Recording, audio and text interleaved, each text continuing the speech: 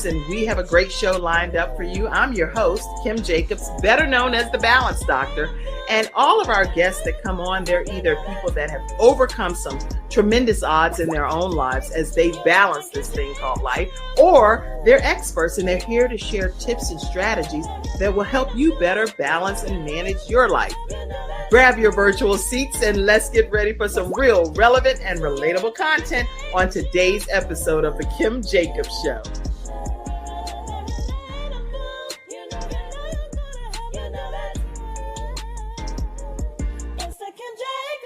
Hello, everyone, and welcome to this episode of The Kim Jacobs Show, where we are bringing balance to the world, one household at a time. And guess who we're bringing balance to the world with today? None other than Serena Brown-Travis. How are you, Serena? Listen, I am so grateful to be here, to see your smiling face. I forgot how much fun you are. You have such a great energy about you. So I'm already excited to be here with you today and super grateful. Well, I'm grateful to be here with you, and people don't know you have a funny side to you. We're going to talk about that, y'all. This woman is actually known as what's called the pulpit chick. So y'all are in for a tremendous treat today to hear from Serena Brown-Travis. I really, when I was researching how to kind of make this all merge together, I feel like it's where motivation is meeting ministry, and that's what it. That was good, wasn't it? Yeah, look at you! Look at you!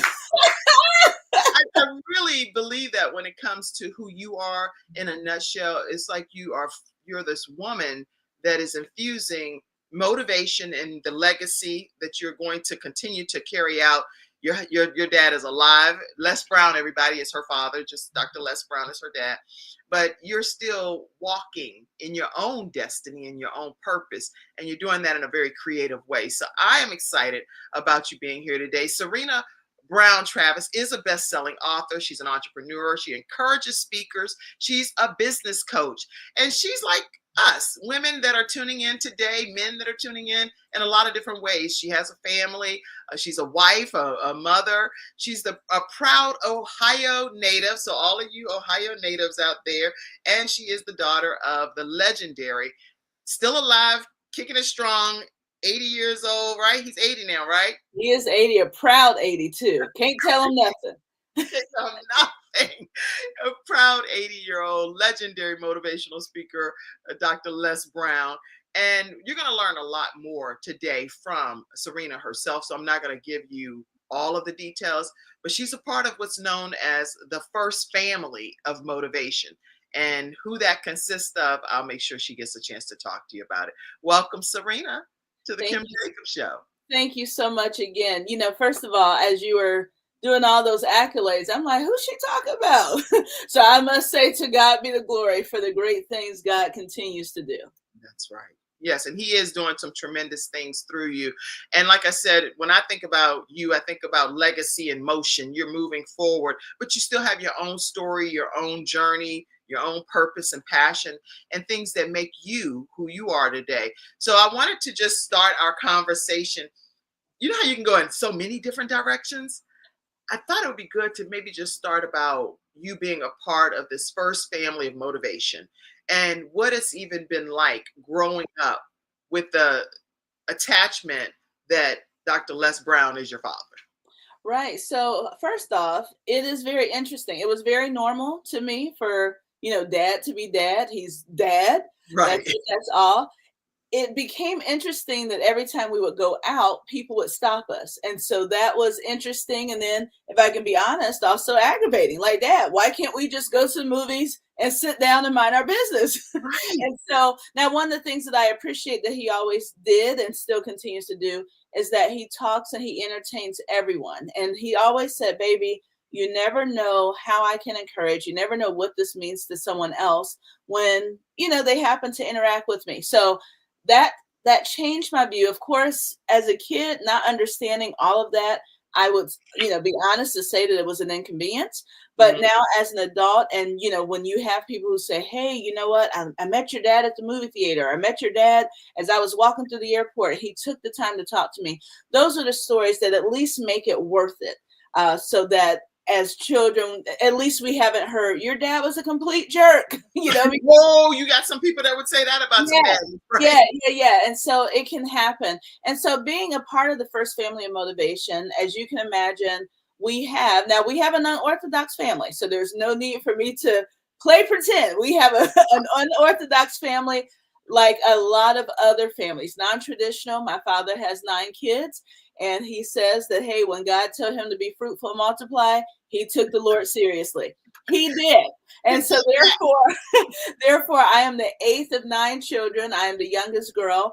And now everyone treats me like I'm the oldest. So if something goes down, everyone calls me Rena.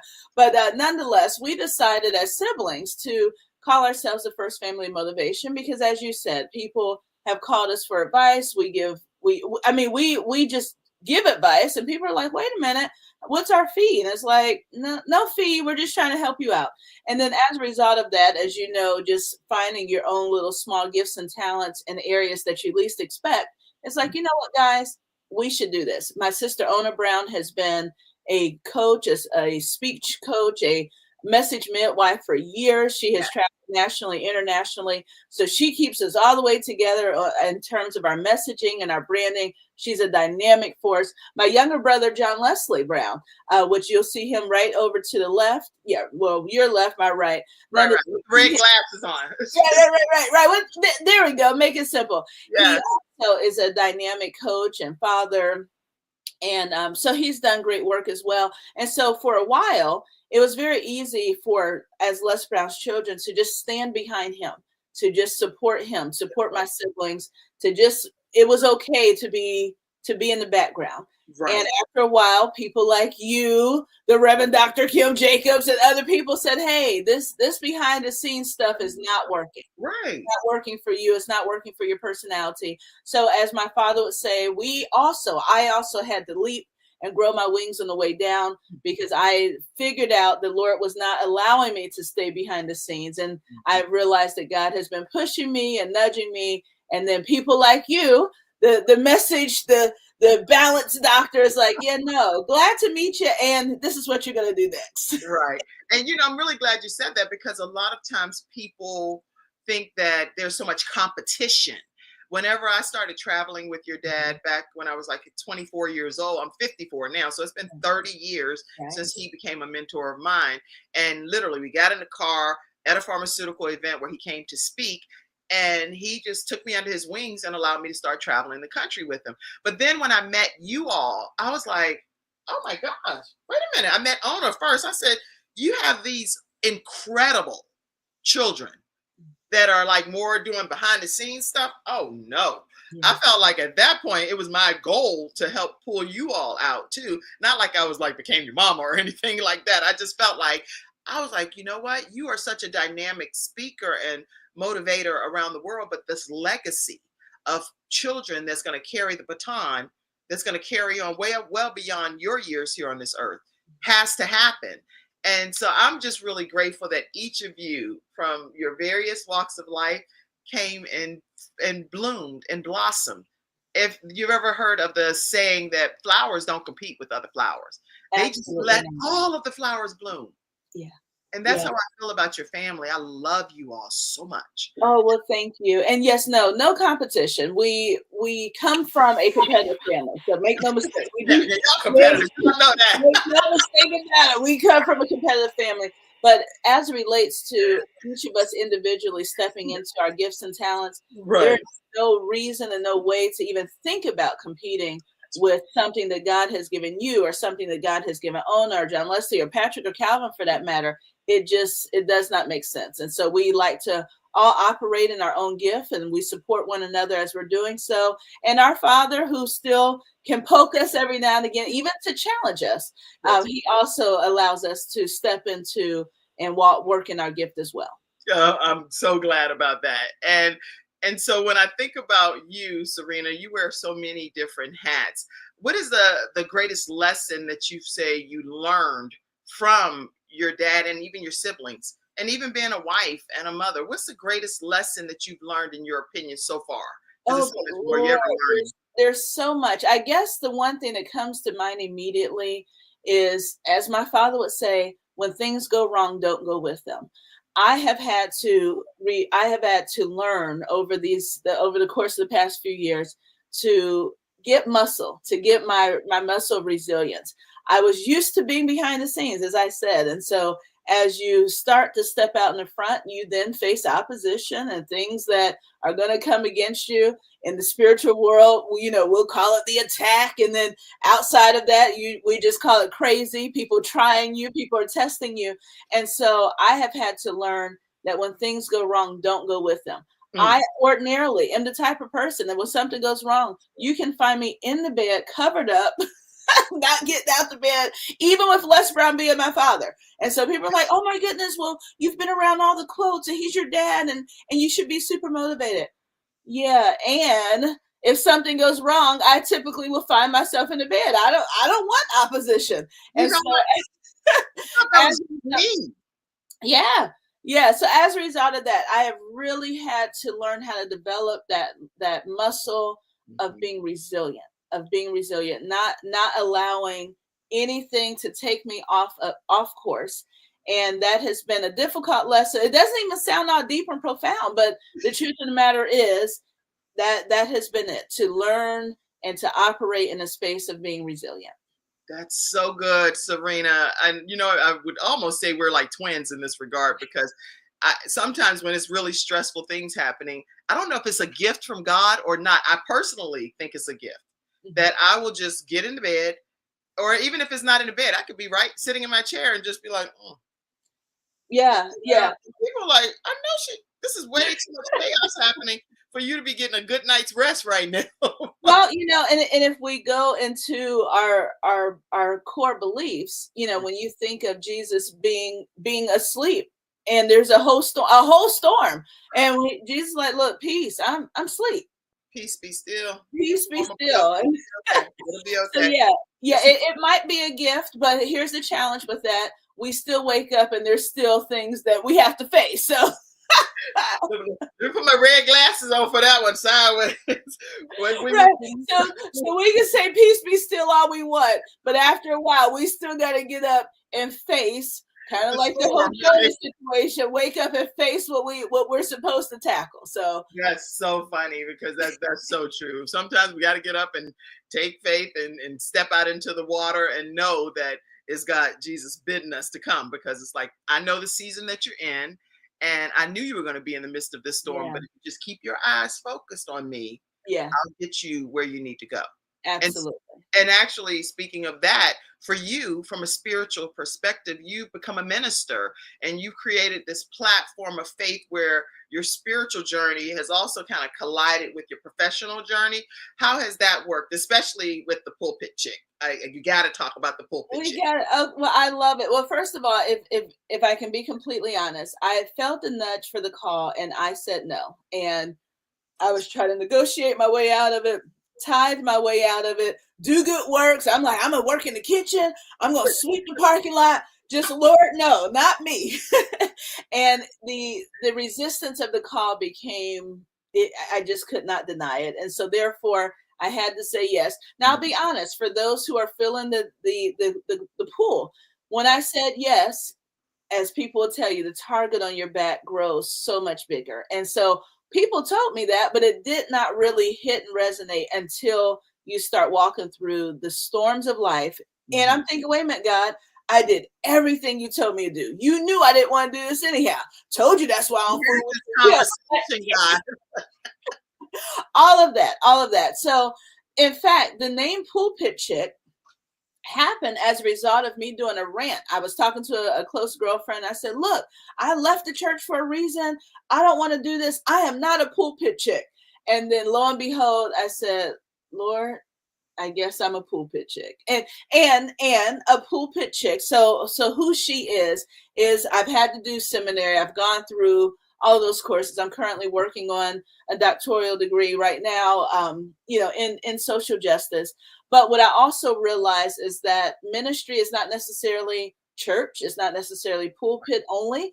And so the place where I feel God calling me is to almost be a disruptor to the church and to the pulpit, to say, hey, listen, we've got to get our message out in a different way that can relate. And so that is, as you said, as you perfectly coined, message and motivation all together. We can talk about Jesus all day. And if we don't talk about Christ and how it relates to our lives, even the harder stuff, even though some of those Old Testament stories that we have Right. to dive into and figure out, what was going on between David and Saul and David and Sam, all of those things. And so the message and motivation for me is to take some of our scripture and put it in a place that is relatable. And that's hard to do because, as you know, we have so many other messages and voices and so much more, so many other distractions going on, not to mention this climate that we're living in that's divisive, and we forgot how to love each other as neighbors.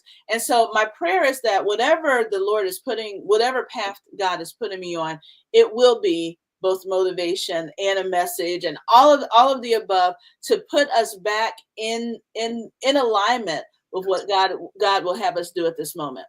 I'm glad you're taking that approach. That I think I just kind of helped you coin something. Message and motivation, ministry and motivation merging together. Because even your funny side, because there's a whole funny side to Serena, everybody, that is comical, that I didn't even know you even had that talent until I started following you more. I'm like, you got some comedy in you. Everyone says that. I guess I'll accept it. I'll accept it. Were you not intending to do that? Was that not the point? I was never trying to be funny until other people said, you know what, that is so interesting. That's hilarious. And I'm like, no, but I'm serious. And they're like, yeah, that's funny that you don't even see that that's funny. And then it makes it funnier. So that's funny that you don't think it's funny, but it's happening and everybody else is benefit. So you don't do it's not a comedy tour thing. I have lots of ideas for you. I could become I don't want to say a manager or anything, but just a sister in Christ, right? Well, now let me turn the tables on you real quick. That's the beauty of you, Kim Jacobs, is that when we met you, you are full of ideas. And so that's why I love what you do. I love your show. I love the people that you bring on here, because you're like, hey, I'm going to showcase you. But the truth of the matter is, so we're going to need to turn the tables and start interviewing you, because you always see possibilities for people where where other people may see problems. You're like, oh no, absolutely not. Here's how we solve that immediately. So let me just applaud you for just being a great coach, a great mentor, a great woman of God, to see things in the supernatural that other folks like me would not see. But yeah, I'll let you come back to interviewing me. But I had to insert that because, again, you have been dynamic throughout all the times that I've known you, and certainly have even been an asset to my father as well. Oh, thank you. Okay, so back to our time together here. So as a business coach, an entrepreneur, what's the biggest advice? Because a lot of people go through life and they're doing so many different things. They're wearing a lot of hats like you do. You're a mother, you're a wife, you are in ministry as a leader in ministry. You're under a legendary father, your first family of motivation. So that's this whole other expectation. You have a lot of hats that you wear. What advice would you give to someone that's trying to find their purpose in starting a new business venture and stepping out on faith? Right. So the one piece of advice I would start with is not to get overwhelmed by everything that you're feeling. You, as you all know, you cannot eat an elephant all at once. It is one bite at a time. And so that's the first piece of advice. Now, the second piece of advice is, while I have a lot going on, I had to learn to compartmentalize of what was tugging at me first. So by nature, I'm Les Brown's child. By nature, I know that there's a legacy that I have to uphold.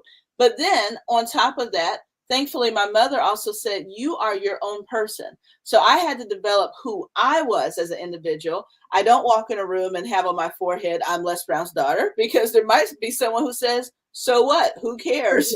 What does that mean for the situation? So the other piece of advice I would give is develop yourself, develop who you are, develop your own message, develop your voice. And so you may say, well, how do I develop my message? Well, what do people talk to you about? What do people come to you to get advice on? What are the things that keep you up at night? And one of the ways that I decided that I felt a nudge is I became, as you mentioned, I'm a wife and a mother. And being a mother, as you know, you're super busy. You have school, you're dropping off at practice, you're picking up from practice, you're working on homework. And I realized I wasn't taking the time to tell my children how much they meant to me. Mm. I was not, I mean, oh, but you wake up, you pray, baby, have a good day, hurry Right, up, take right. a bath. Yeah, yeah. And so as a result of that, I unintentionally Mhm. became an author of a book called In Case I Forget to Tell You. And the reason why is that one day my daughter was getting out of the car and I'm These are watching your her walk. daughter. These are my two daughters, my girls. And I was watching her walk away and I'm thinking, oh my goodness, did I remember to tell her I loved her? Hmm. That's it. I mean, here we are. We're working on sight words in the car. How was your day? Right, Hurry up and eat your food. Drink your water. All of that. And right. so I developed a book in terms of learning your gifts and talents. It just literally came in a everyday situation, dropping my daughter off at practice, watching her walk away, and Mm. me saying, "Did I in case I forget to tell you, baby." And I wrote down my window, "Hey, in case I forgot to tell you, I love you." And I'm thinking, I can't do that anymore. We cannot show affection and love on each other in passing. And so, in Yes. terms of being Les Brown's daughters, in terms of upholding the legacy, as Mm. you know, positive words is something that is deeply steeped. It is a value within our family. And Yeah. so, as a result of that, that is how I started coming into my own, realizing what was around me, what's at my fingertips. As we know, we go to scripture. What can you grab on immediately without? I mean, a lot of times we have things right at our fingertips that we don't even have to leave the house for. That's good. It's already in us. So God has already placed it in us. And so realizing that, not trying to do anything outside of what already comes Mm. natural is That's what I have, yeah, what I've literally tried to train myself to do. I'm so inspired. You see what I'm saying? You have this in your blood. It's not a joke. And I know what I said when I was in my 20s. And now here at 54 years old, I'm still saying the same thing about you. There is something so unique and special about each and every one of you that make up the First Family of Motivation that the world would miss out significantly if each of you don't tap into your individual gifts. What you just shared is not loving our family members just in passing. Somebody type that in the comments section. Don't just turn to the back of your child and I hope everything. Wait, did we forget this? Did we forget that? You're saying no, be intentional. Be intentional. Be Be intentional intentional. and take Yeah. that time to carve out the space to love on your family. Mhm. I'm that is to me just if nothing else happened in this interview today, Serena, that's going to change so many people's lives from a balance perspective. Well, I pray, and let me also share. It's uncomfortable, but share some transparency. Is that one of the stories that my father shares is that he is adopted. So as he became a parent, there were certain things, there were certain patterns, certain generational things that he was used to that did not work in terms of being a father. And so we as his children had to say, hey, listen, and every now and again, it is okay when you find your voice as a child to say, hey, dad, you're out motivating the masses. And then when we're together, you're on your phone or you're asleep, or we have other people that we have to entertain. And so we had to learn that as a family, how to be intentional about spending time together, loving on each other. As we know, as parents, you want to say, well, listen, if I don't make this phone call, I'm not making money. If I don't kill, I don't eat. All of those things that we all would say as entrepreneurs, that didn't matter to us when we were kids. We just wanted to spend time with our father, joke, laugh, giggle, whatever that looked like. And so the Right. intentionality behind it, and here's the thing, Kim, I was picking up the exact same pattern. So Okay. I had to be transparent about, oh, wait a minute. My Mhm. father did that way. Oh, I'm doing the same thing. Now I could argue, well, if I didn't, we didn't practice spelling words and do all this stuff on the road, then you wouldn't be where you are now. Those Right. things didn't matter to my children. What mattered is mommy was present. Mommy is intentional about edifying them and uplifting them. And so that is one of the beautiful things that as the Brown family, we've overcome. We've had to have tough conversations about how to muscle through the That's tough good. places of life That's and to be intentional about loving each other, supporting one another, developing each other, or pouring into each other. And by the grace of God, we have made it. And We have put aside many of our generational traumas and bad behaviors that have allowed us to stick together thus far. Wow. That is, a lot of people aren't willing to be transparent like that. And I love that you took the moment to do that, because there are things that we all can learn from our parents, and some of the mistakes that they've made. I get emotional because thinking about some of the things that my dad did growing up, that I saw the mistakes he made. But then fast forward, I was there to hold his hand on his deathbed when he took his last breath. And only God could orchestrate something like that. Only God. Whenever there's no human way possible for that to have happened, right? Yeah. Not based on all of the abandonment and things that had happened throughout our lives. So for you to pull the veil back and say, I learned from some of the errors that my dad made too, so that I don't do some of those same things. It's like you're breaking almost like generational curses, you know? Yeah. So I am, and I actually have written a book on generational curses. I'm editing it again and just making sure, because it's so difficult to expose your family in such a vulnerable way. Right. And as you know, we are told we don't share family business. You know, you keep whatever happens in this house stays in this house. But we've also realized that people love to hear the warm and fuzzy. But as I said, my father is adopted. He had to learn. Again, I'm one of 9 children. I did not grow up in a household with all 9 of us. So you can kind of sort of do the math.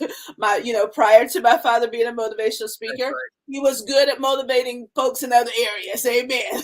So with that being said, we had, as I mentioned, a non-traditional family that we had to learn and grow together.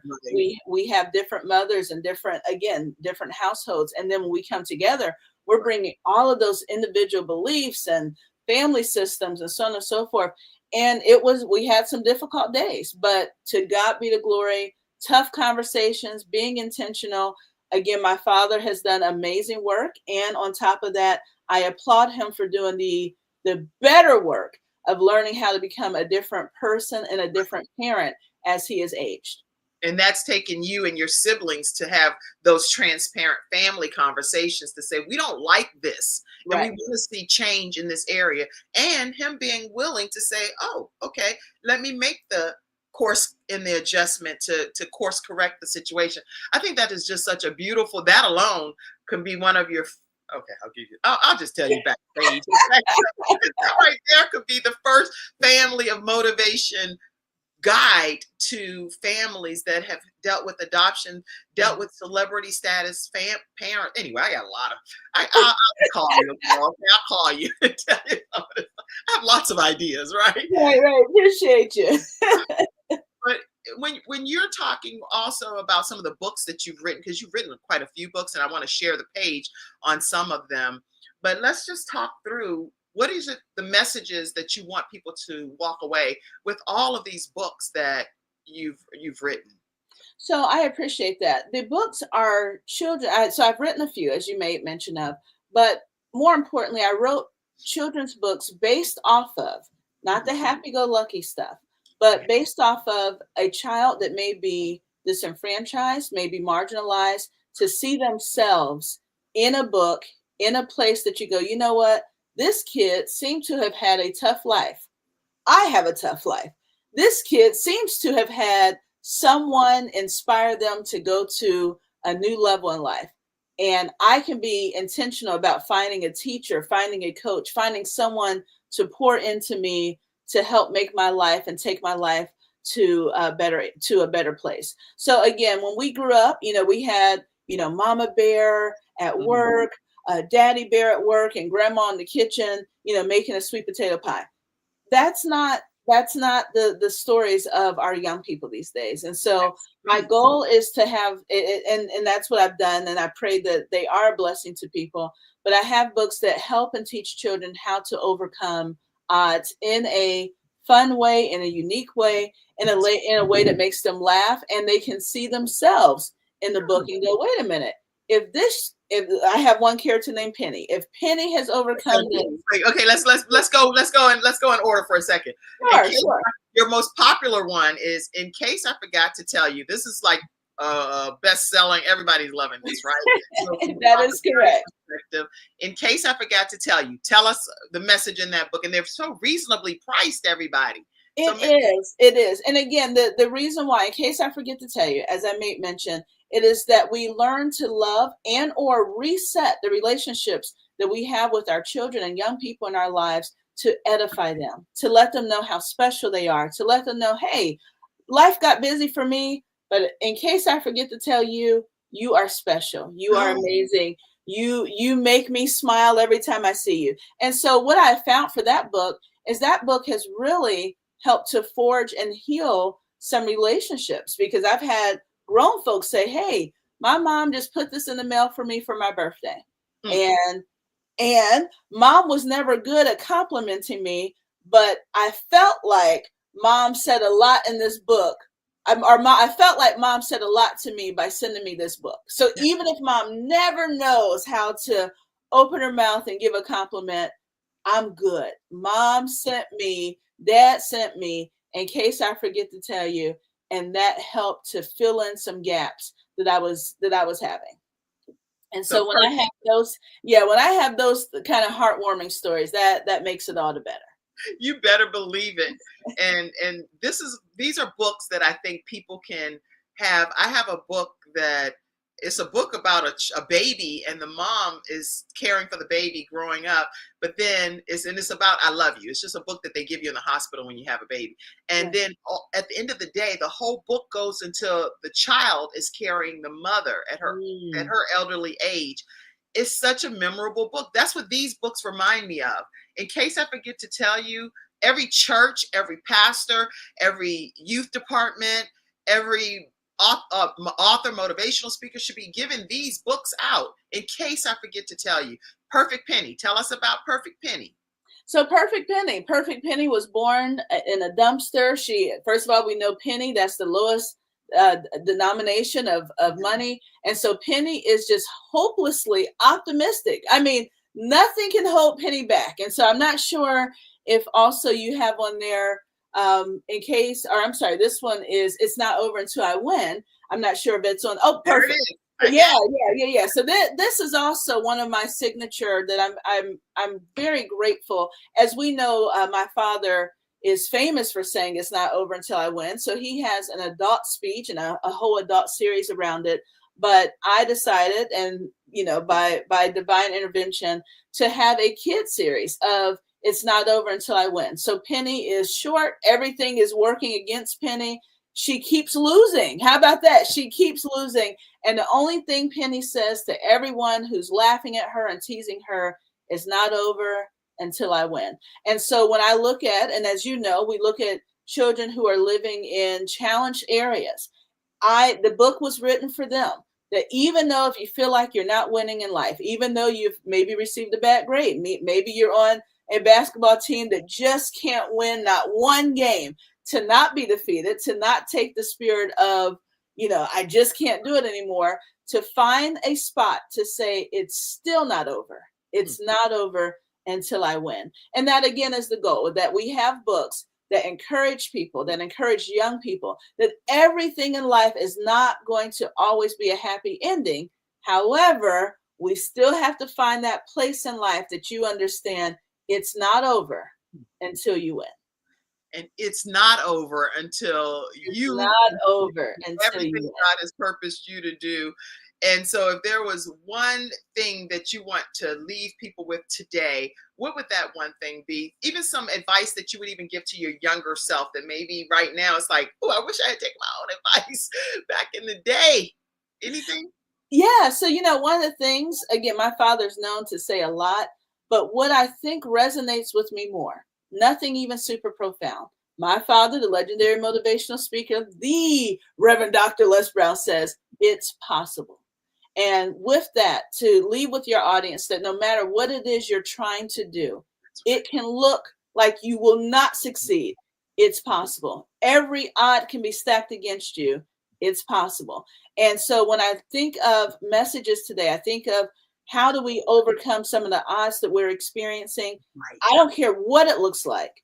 There's some area, there's some type of way that you can say in your mind, you know what, it looks pretty grim, but it's possible. And Yes. so whatever it is that you're trying to do, individually, business-wise, collectively, as a family, get over heartbreak, get over trauma. It's going to take some work, but it's possible. It's so possible. So possible. I only have this picture of you and your mom, but I'm definitely going to put it up. Oh, yes. I love my mom. That's my homie right there. I was like, I'm not going to only put a picture up of you and your dad whenever I know that your mom has played a key role in being who you are today. Any comment about your mom? Your mom. Listen, my mom was and still is. She's still here with us, thank God. Extremely wise. As I made mention, my mom said, know who you are. So yes, it might be a big deal that you're Les Brown's daughter, but my goal, my job as your mother is to develop you. And so you have your own identity. And so for that, I am very grateful. She taught me very early on, have good credit. In my mind, I'm thinking, well, my dad got money. It ain't your money. You keep good credit. Keep your own money. Listen, my mom played no games. And so as I made mention, I grew up, everything was unorthodox. So she was a single mother. Certainly my father was there. He provided all of that good stuff, but she raised me to be an independent woman that still has value for my husband and my children and so on and so forth. But again, the best part she could have done for me is to teach me who I am individually without walking in and saying, Les Brown is my dad. Yep, that's my husband. That's those brownie points. I'm like, if I don't put his picture up by himself, he'll be like, I don't know what kind of hoe she is, but you sure didn't get no brownie points today because you didn't say nothing about me. Right. Yep. So that is my husband. We have been together for 21 years. So we've had tons of ups and tons of downs. And again, as you're trying to make it through life and make it through navigating what it's like to date in your 20s, and then now you're 40 and life is, hitting you at different levels, you can figure it out. It's possible to figure it out and become new people together. I'm so proud of you, Serena Brown-Travis, and tell everybody how they can stay connected with you, please. Listen, I am on Facebook, so the Pulpit Chick, as has been mentioned here, that's probably the best way to stay in touch with me. You can also go to my website, serenabrowntravis.com. And let me just say to you, Kim Jacobs, you have an amazing testimony. Everything about you has always been on the up and up. We have never had a challenge. You've always been incredibly honest. And the most important thing I love about you is that you're always pouring into other people. So let me applaud you, and to show the biggest appreciation I just have for who you are, who you have been to our family, and who you've been to my father, even behind the scenes. When it didn't even pay, you were still and have been always solid. And for that, I want to thank you. Can you also tell people to sow into the Kim Jacobs Show? Listen. If you sow, let me just say that you're sowing on good soil. Judge a tree by the fruit it bears. Sister Kim has just always been great, or she's just always been gracious. And so make sure you see the link below, PayPal me / Kim Jacobs Inc. or whichever, Vimeo, whatever. Just make sure it is going into good soil. I know for sure, without even talking to you, you've done some great work around around the Heart Association, Healthy Heart. And again, you've just done so much amazing work, period. But I just love the way you have, again, here I am saying you've sown into me. So you sow into other people. And again, without question, if there is anything you can do as you're listening and hopefully enjoying this show and all the others, is sowing into Kim Jacobs. The seed will fall on good soil. And the reason we're talking all quick like this, everybody, is because she has a big college tour with her daughter, and we are excited about her children preparing for their future. And as a parent, we have to balance our lives and making sure we're there to make them be able to have a great outcome in some of the decisions that they're making. Even though they're young adults now, we want to make sure that we're alongside them on the journey. So you all stay connected with Serena Brown, but Serena Travis Brown, because we got to keep it right. It's Serena Brown-Travis. Yep. Oh, wait. It's not Serena. It's Serena. It's okay. It's serenabrowntravis.com. So Serena Brown-Travis. It's all good. Names of Serena Brown, because her website is beautiful, y'all. Serena thank you. Brown-Travis.com. We That want to is make sure correct. y'all have the right way to stay connected with her. She has an adult book as well, Positive Vibes Only. Positive Vibes Only, and positive words, not vibes. Positive I words. like that. You may listen now. We may be changing the title, child. That's all right with me. Here I go again, right? We're gonna have to have a consulting session after this. I mean, we have so many ideas for you, Serena. This is just the tip of the iceberg, and you are destined for greatness. Like a city sitting on a hill, people are going to want to know more about Christ just because you're the pulpit chick, and they can look and say, what God does she serve? That's the God I want to serve. SerenaBrown-Travis.com, everybody. SerenaBrown-Travis.com. Thank you all so much for tuning into today's episode of The Kim Jacobs Show. Go help your daughter be great. And everybody, we will see you again Monday through Friday at 11 o'clock a.m. Eastern Standard Time, right here on The Kim Jacobs Show. I love each and every one of you. Love you, Les. Love you, First Family. Thank you for tuning in to today. Thank you for tuning in to today's episode of The Kim Jacobs Show and for being in the virtual studio audience. Your presence truly does make a difference, and I look forward to you bringing your friends and family to join you in the virtual studio audience Monday through Friday at 11 o'clock a.m. Eastern Standard Time. I look forward to seeing you and make it a great day.